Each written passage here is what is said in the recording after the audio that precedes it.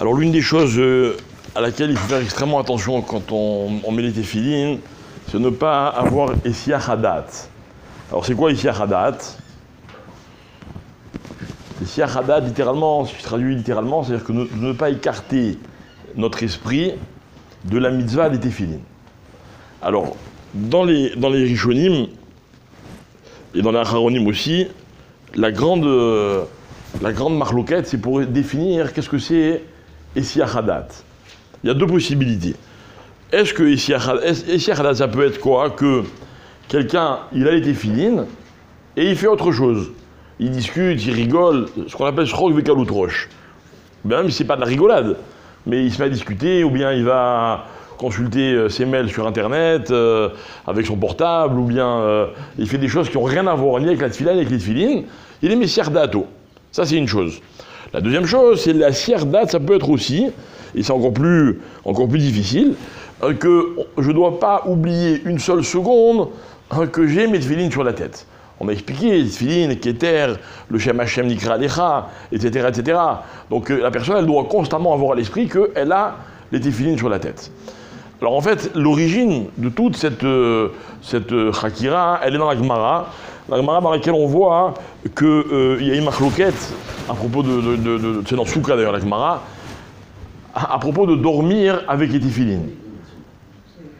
La Gemara veut savoir, est-ce que dormir avec les tefilines c'est interdit d'Afka, est-ce que Bichal c'est interdit ou est-ce qu'on a le droit? Est-ce que si on n'a pas le droit, c'est d'Afka Shinat Aray et pas Shinat Keva, ça veut dire un sommeil comme ça, somnoler, c'est une chose, mais dormir, c'est autre chose. Ou bien qu'on n'a pas droit ni ça, ni ça. Bref, il y a tout un dioun, on va vous en faire cadeau parce que c'est très long. Ok. Toujours est-il qu'on arrive à la conclusion que d'après la plupart des poskim, d'accord, la Siardato complètement, ça veut dire arriver à ne jamais oublier, pas une demi-seconde que j'ai les tefilines, c'est très difficile. Ok. Par contre, dès que c'est assourd, de faire autre chose pendant que j'ai mes téphilines. Donc de discuter, de me déconcentrer complètement quand j'ai les téphilines. Parce que ça, c'est un vrai Essiyach Hadat. Et ça, donc évidemment, ça pose un problème. Maintenant, alors tout le monde connaît évidemment la Hetza, ça veut dire le moyen de ne pas les oublier, c'est de les toucher constamment. Et c'est ça qu'il y a des gens qui ont pris l'habitude constamment de toucher, en même temps ils voient si les téphilines sont bien à leur place, etc. Et ça leur permet en permanence de se rappeler que sur eux, ils ont les téphilines. D'accord? Maintenant, nous, de nos jours, évidemment, la Gemara à l'époque, elle discutait, et tout son problème, c'était à l'époque où les gens, ils mettaient les téphilines toute la journée. Maintenant, nous, on les met que pour la tefila. Alors, étant donné qu'on les met que pour la tefila, si on est Messiardat, si notre esprit s'écarte parce qu'on est en train de penser à la tefila, ou alors parce qu'on est en train d'étudier, pour quelqu'un qui aurait l'habitude d'étudier avec les téphilines. Alors, c'est-à-dire, sur ça, les Khamim, ils pensent qu'il n'y a pas de problème. D'accord? Maintenant, il y a même des possibles qui vont dire, ok, mais ça dépend à quel moment. Quand c'est dans le Yotzer ou dans l'Amida, en général, les gens, ils ont plus de Kavana, alors ça pose pas de problème. Mais par exemple, quand on fait les Mizmorim, les Psuké des Imra, en général, souvent, on les dit un peu, on risque de les dire un peu machinalement. Alors là, il y a Psuké des Imra, il faudrait faire plus attention de toucher ces téphilines que dans le reste de la tefila où on a plus de Kavana. Vous voyez, c'est pour expliquer un peu l'esprit de cette halakha-là. Ok? Maintenant, autre question concernant ce problème. Quelqu'un qui veut boire un café avec les tefilines. D'accord? Alors, comment ça se passe?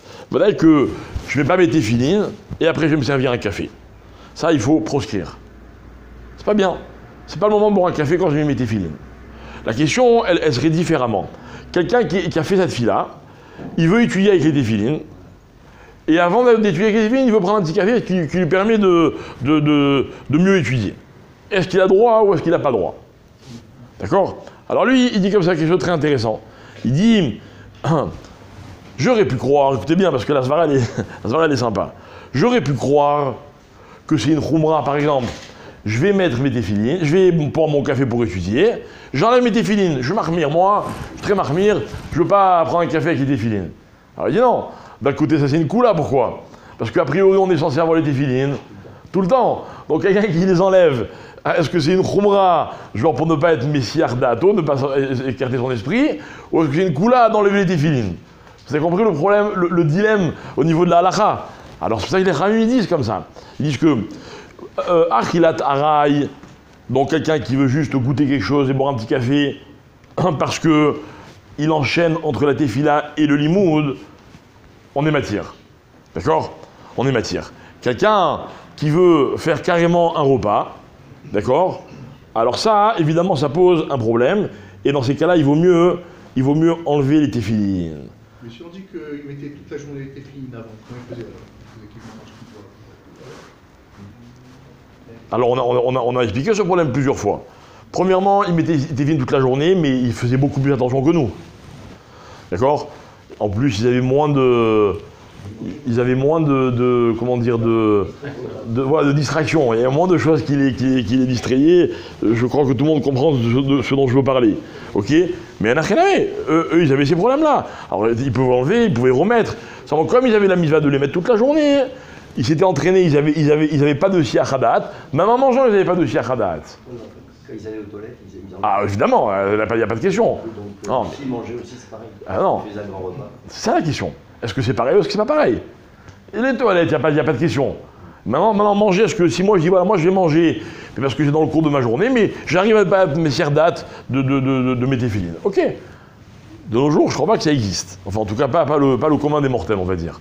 Maintenant, il dit, par exemple, il y a des synagogues, chez nos frères ashkenazim, ils ont une habitude, c'est que quand il y a un yartaïd, quand il y a un asgir, ils font des brachot, ils mettent une petite bouteille de schnapps dans la synagogue, et les gens, ils boivent une petite rasade, mais ça existe, un dayom, quoi.